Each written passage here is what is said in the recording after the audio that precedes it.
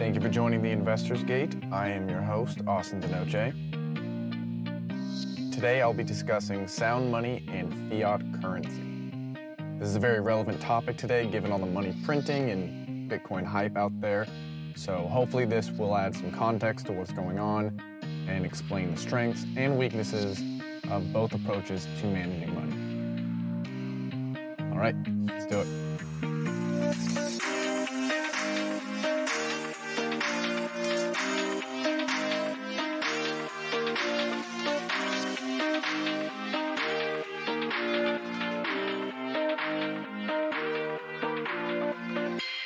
So, sound money versus fiat.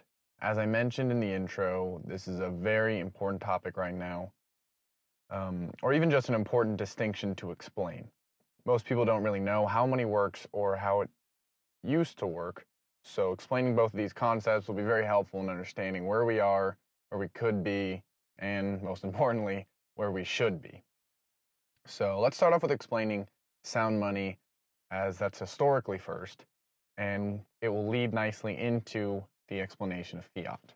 So the phrase sound money actually came from the idea of the money making a sound when it hits the ground.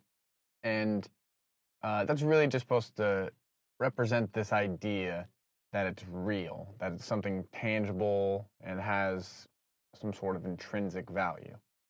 Now, obviously, a nickel can hit the ground too and make a sound, so it's not necessarily an apt name, but it still represents the idea of something valuable because it's real or has some level of scarcity to it. And examples of this would be something like gold or silver or Bitcoin. So the idea behind sound money was just to have a reliable medium of exchange or store of value, because money is essential for obviously building wealth, transferring wealth to, over generations to your children. And so it was a very important thing. You need to have a reliable means of storing that money, of transacting value in an economy. So you want your money to be as sound as possible, because it really is the basis on which everything else is built. So sound money is very important for those reasons.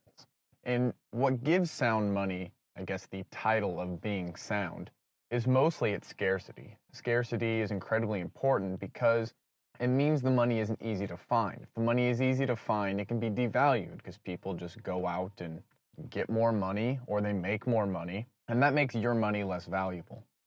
If you go back in history, common ways people transacted or stored wealth was, originally maybe seashells. They also used glass beads and all sorts of things that, now we may not look at those as being particularly scarce or hard to find, but they were more scarce than really anything else that was available to them at the time or in the region. And in history, we've actually seen instances of some group of people using a currency like glass beads or rocks, like a special kind of rock, or whatever it is, and then someone from a different nation, or if it was like an isolated island, someone who was just visiting, they recognized this and they're like, hey, listen, we have tons of this resource or their unit of value where we're from. Let's just go get a bunch of that, come here and basically be rich or, have all this wealth and be able to use it in various ways. And there is a particular instance of that happening, and the local economy, the island, rejected it because they said you clearly found too easy of a way to get it. So they recognized intuitively that it was a bad idea for money to be easy to make or find, because on their particular island, the rock they were using or whatever it was scarce. It was hard to acquire. It took a lot of effort, meaning the money supply couldn't be flooded. Money wasn't easy, because that's the most important thing about sound money.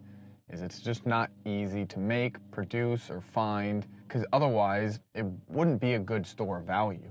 If you can find it easily, if you can make it easily, the supply is just going to be flooded because people want money. And they're going to try hard to get that money.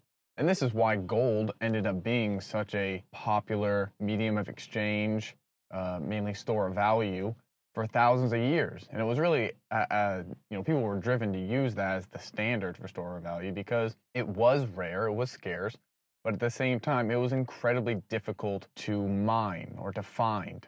It took a lot of effort, a lot of time, and oftentimes a lot of money to get more gold, to flood the supply, as the price shot up or something. And so it made it an incredible way for people to store and transfer wealth over generations. So that's really why sound money was used. I mean, people need to store money because prior to having some sort of scarce asset where people could store value and exchange, it was really just like a barter system. And that was fine and good for a while. It made sense. I have a chicken, you have wool, let's make a trade. But the problem is it creates this problem of like double wants.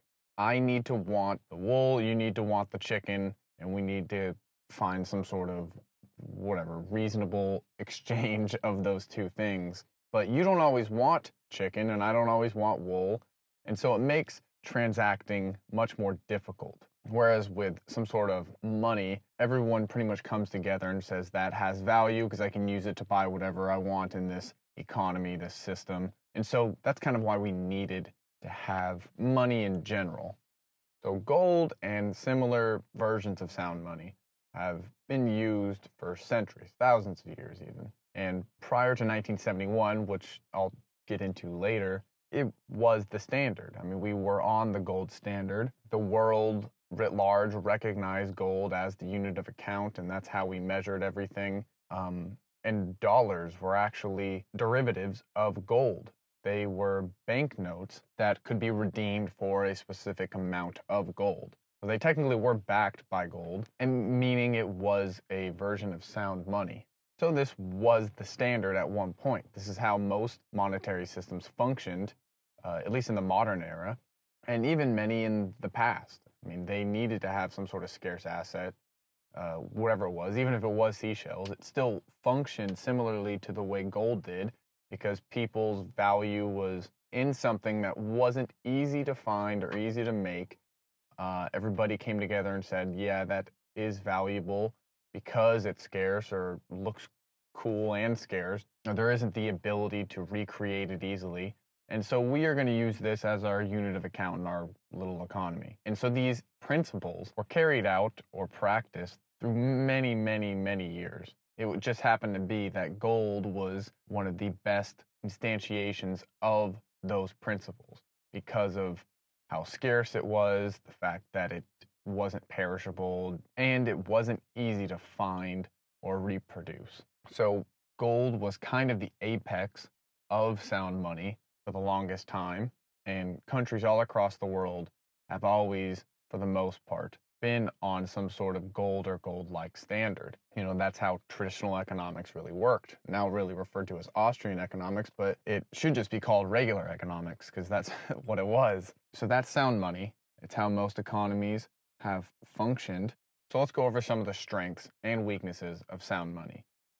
Now, as for the strengths, I mean, a lot of them have been alluded to, but sound money is a reliable store of value because it doesn't really inflate away. If it is scarce, it's hard to reproduce and flood the supply. So it is a reliable store of value, which is very important. Non-inflationary. It's not subject to the whims of a government who just wants to add more or spend more. They have to abide by a certain spending, taxation, fiscal monetary policy in order to stay afloat, essentially. So keeping governments honest because they can't print more to finance their various spending or pay off their debts is a major advantage to sound money or systems that are backed by sound money. It really does force them to be more honest and responsible, which is incredibly important. But there are some weaknesses to being on or being backed by sound money, namely that the monetary supply is inelastic. You can't fluctuate it or move it according to the needs of the economy. And this is what kind of led to some people preferring fiat, was if you are in some sort of crunch where the economy's down and you need to stimulate it, you need to spend, flood the economy with more money to stimulate it, but you are limited or restricted by the amount of, say, gold you have, you can't spend that money. you can't afford to. It's impossible. You just can't find the funds because you only have so much gold. And if you spend this much money that the economy needs to be stimulated, you're going to run too big of a deficit, or you really just don't have the funds to even finance that in the first place. And this is somewhat sensible in that it's how businesses run. It seems pretty logical in that if you can't afford to do something, you shouldn't do it, and you need to manage your money so you make more to spend more. And that's fine. That totally makes sense. But there is some value in avoiding that on a very large macro scale. Because when we're talking about businesses, that's one thing, but when we're talking about governments, the consequences are much further reaching. If you're not able to stimulate an economy, avoid depressions or recessions, that can lead to countless businesses going under, people even dying. I mean, the Great Depression is an example of that kind of happening. I mean, technically the country was on a gold standard, but they mismanaged money so badly, and with the war and inflation, everything got out of hand to where it led to that Great Depression, and the government, being stuck on the gold standard, couldn't really finance its way out. Eventually, FDR loosened the exchange rate to gold around the Great Depression, or at least prior to. The exchange rate was $25 for 1 ounce of gold, and then he took everybody's gold, confiscated it basically, or said you were going to be jailed or fined and all this. So he and the government could change the exchange rate to $35 for every ounce, and this would grant them a lot more flexibility and all the spending that he was planning on doing to boost the economy. And, that's not necessarily a bad thing. A lot of people have hailed that as a very transformative and important time, bringing us out of this dark age. But it set a bad precedent because we shouldn't have ever really been there. I mean, the reason we were there was because of mismanaging. And, the balance sheet not being able to take us out of the depression was a sign that we kind of fucked up. Like, we shouldn't have caused that problem. We shouldn't have mismanaged our money, overspent, inflated the currency, and led to all these problems that put us in that situation. But nevertheless, that is still a concern when you are on a fixed exchange rate, when you can't print your way out of things and basically spend your way to more prosperity. That said, the prosperity is a short-sighted way of looking at it because it doesn't last forever. I mean, there's no free lunch, and when you spend all that money, you're building up deficits, it does have serious consequences, which we'll get into. And actually, that's a pretty good segue into talking about fiat. So what is fiat? Fiat is essentially a currency or a unit of exchange that isn't backed by anything. The reason it is a unit of exchange, store of value, is really by decree, by a government decreeing that this thing has value, that we support it as a currency. And also, through taxation, they create demand for the currency, so that helps motivate people to hold it. But it isn't backed by anything. It is essentially just paper that, by decree of the government issuing it, it has value. And people accept that. And for most people today, it seems pretty normal, understandable, because that's all we've known. Or as I mentioned, it wasn't until 1971 at Bretton Woods under Nixon when we transitioned entirely away from the gold standard, completely detached the dollar from the exchange rate. And so it seems normal to us because it's all we've known. And even prior to that, even though it was the dollar was technically backed by gold, people still exchange with dollars. I mean, those banknotes, the dollars, they were supposed to represent gold, but, for all intents and purposes, people just thought the dollar had value. Because, I mean, technically it did if it was backed by gold. But we've been using dollars in the same way for a very long time. And so, on its face, it doesn't necessarily seem like a weird thing that dollars have value that we're exchanging it. But when you dig deeper, you start to understand some of the structural issues behind this. And so examples of fiat currencies are obviously the dollar, the euro, the yuan, the yen. I mean, pretty much all these currencies all over the world now, especially because most of them are pegged to the dollar, meaning they are pegged to a fiat currency. So indirectly, they are a fiat currency. And as I said earlier, the reason these currencies came to be was because governments were tired of being restricted by a gold standard, or by being forced to work their spending habits, their fiscal policies around this limited amount of money. They wanted to spend more than they were taking in, more than they were making. And if they don't have enough gold, or whatever it was, but for most of these countries and for most of history, it was gold, then they can't afford to do these things. And that's upsetting. You know, you got to get done what you want to get done. And I get that, but it's not how businesses or countries really should be run. I mean, we shouldn't be spending money we don't have. I mean, the whole fiat structure really incentivizes debt for that reason. I mean, the notion that you are using this currency to pay for things because you can't afford them otherwise under a normal kind of business structure, sound money way of going about it. I mean, you not being able to afford that is usually a reason not to buy it. The solution shouldn't be let's print money and finance it that way, because that leads to inflation, which is just a tax. And that's how the government is supposed to get their money, supposed to finance their operations. They either develop trading surpluses, where they are exporting more than they're importing, thereby taking in more money, or they tax. You take money from the citizens to finance the things for the citizens. I mean, that's how governments work in a very, fundamental sense. And when you are printing fiat currencies to finance your operations, you're saying you don't have enough money because either you aren't exporting enough, developing that trading surplus, or you're not taxing enough, or you're spending too much, which is another thing. But if you aren't able to make more money than what you want to spend, and then your solution is to just print, it's not like it's just a free solution. I mean, you are still essentially taxing everybody without their permission. And that's what inflation is. You're devaluing everybody's money by printing more. And so it's like an invisible tax on everyone who holds that currency. So you might as well just be taxing them. But the issue is they are issuing debt at such a dramatic rate because, they can't afford it to begin with. That's why they're printing and creating all this debt. But instead of taxing that or increasing their trading surplus to finance these things, they're just printing massive amounts of money with no limit. And if there's no limit to how much they're willing to print, how much they're willing to go in debt to finance whatever it is they're trying to finance, it means there's no limit to how much they're inflating the currency, which translates to there's no limit to how much they're taxing you. They could essentially tax away all your money if they keep spending and printing. And that's the problem that a lot of people don't realize about fiat currencies is the printing is taxation, but taxation is much more obvious to the people holding the currency. They see that. There's like a physical number that maybe on a piece of paper when they're getting taxed, they're like, oh, I owe this much. And when the government raises it, it's a big deal. You're like, whoa, you just raise it by 10% or 20%. But when the government prints and leads to mass inflation, say inflation rose to, 6% like it is this last month, the government is essentially taxing you an additional 6% every single year.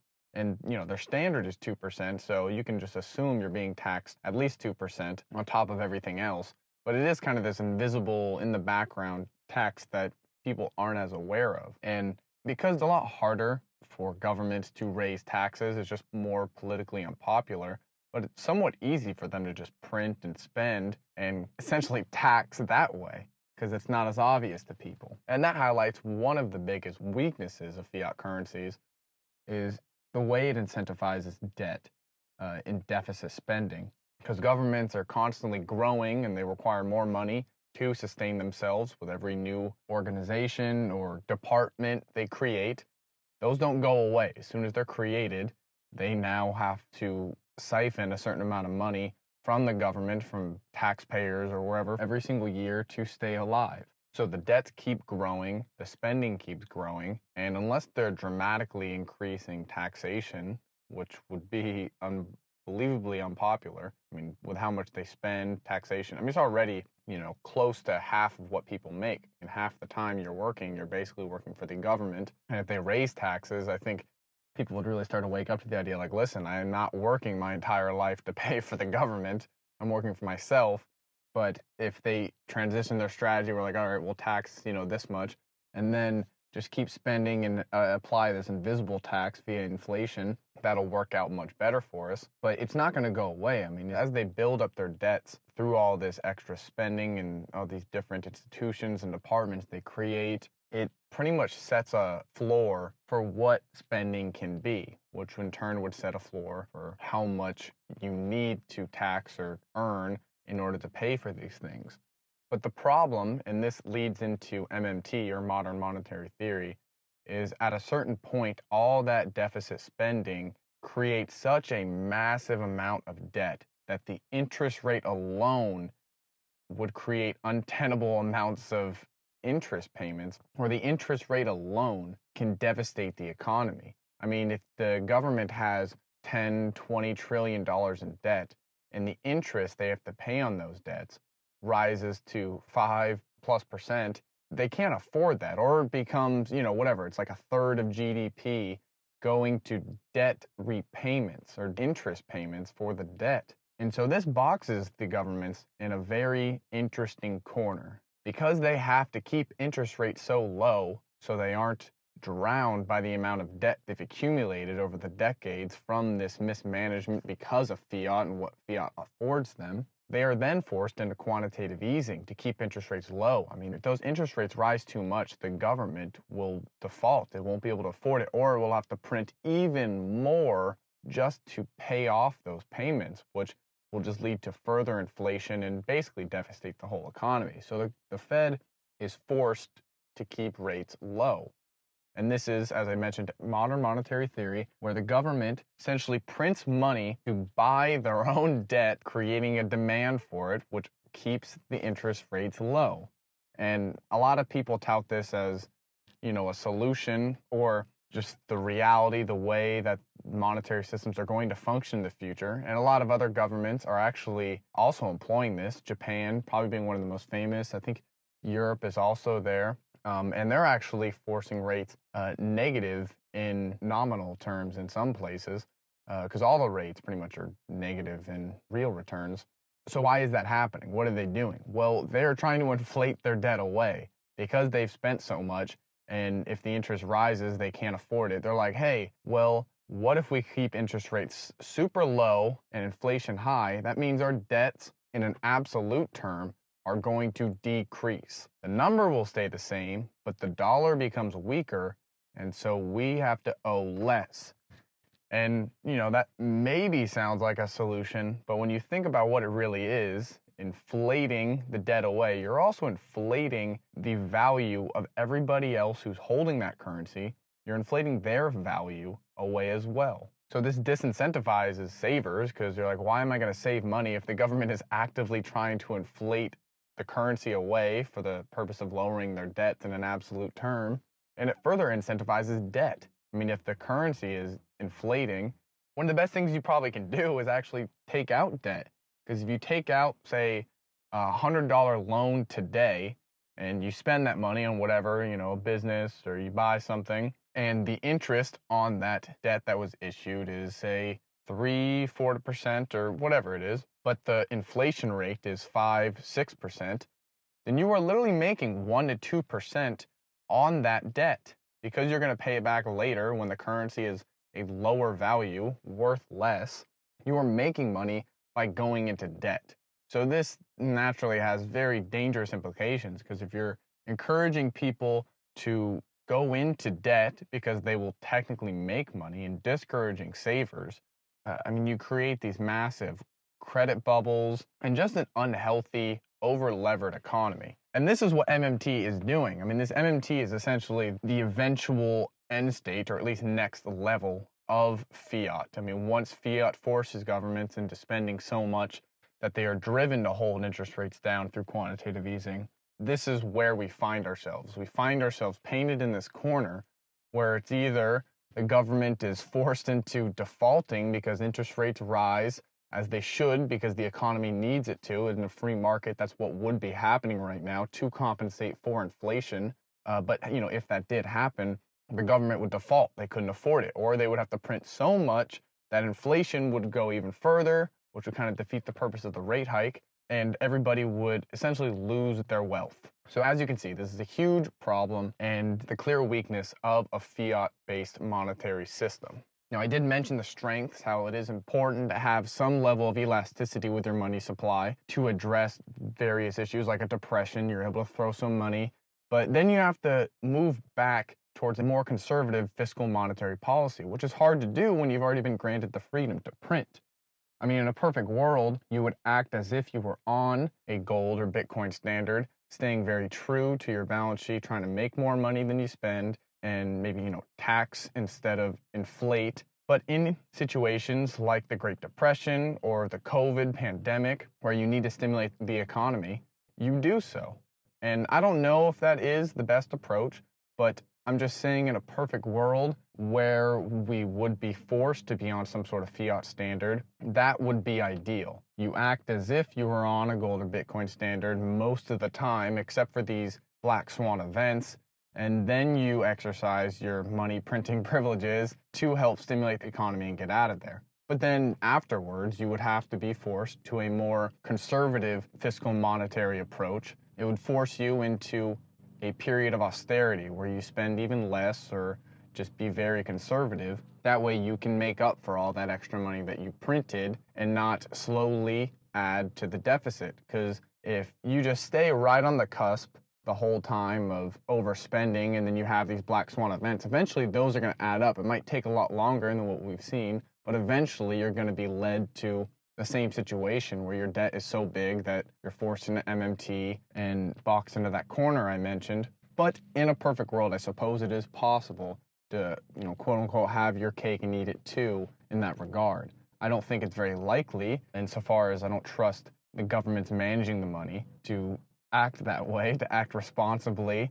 If they have a money printer, they're going to freaking use it, that's for sure. So in reality, I don't think it really works. And I think history has proven that. I mean, this fiat experiment hasn't been lasting for that long, but clearly it's not working out too well. We're already seeing the kind of beginning stages of this 70-year debt cycle coming to life and some of the implications of that. And I think it just creates a great case for a return to sound money, where these governments are forced to be responsible in how they spend.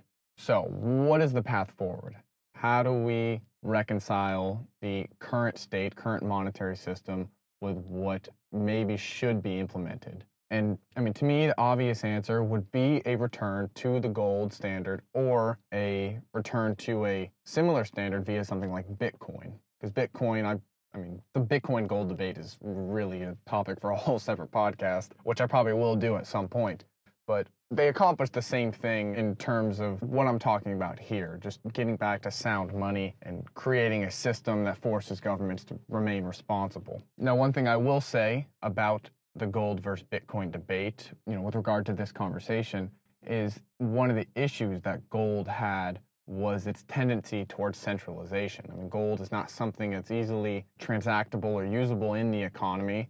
It's not easily divisible in the way that Bitcoin is. And so that led to governments holding the gold and then issuing banknotes. And then that led to, people like FDR slowly devaluing that exchange rate until eventually Nixon outright eliminated it. And so that tendency towards centralization is problematic because it leads to what we're in right now. I mean, we were on the gold standard, and that tendency towards being held by governments and then kind of dictating the exchange rate and then slowly loosening it, it means we can't necessarily trust it in the future, or at least trust this not to happen again, where we completely detach ourselves and go back on fiat. So I think Bitcoin is the solution, just because it is decentralized, you can custody it yourself, but it still has all the positive qualities of gold, it being scarce and it not being beholden to any bad actors. I mean, it's beholden to mathematics, it's open source, you can see everything, you know what the rules are going to be, you know how much the supply is, you know how much supply is going to be flood into the market until 2140, and so it truly is an honest, decentralized system, immune from bad actors, and I think that's what we need, because we have a system ridden with bad actors, and we need to fix it. Because the truth of the matter is, if our government can cheat, they will. They have access to a money printer, and they're going to use it, and it's about time we cleansed our system of all the corruption and mismanagement and went back to an honest system where Jay Powell and whoever else is running the Fed and the money printer can't just shoot that shit out at will. So, bottom line, it's clear at this point we can't rely on the people running our government to properly manage our money, and they don't have our best interests at heart. Clearly evidenced by the inflation that we've experienced since 1971 when we eliminated the gold standard. And it's only going to get worse. Inflation is growing, so we need to eliminate all the bad actors and force them onto an honest system. Whether that's gold or Bitcoin, doesn't really matter. I think Bitcoin would be better, but either of them would be an improvement on what we're currently experiencing. So buy Bitcoin, buy gold, short the dollar, short the Fed, and get out of this broken system, and let's join something that actually works and something that we can trust. All right. Well, thank you for listening. I appreciate it. And as always, best of luck.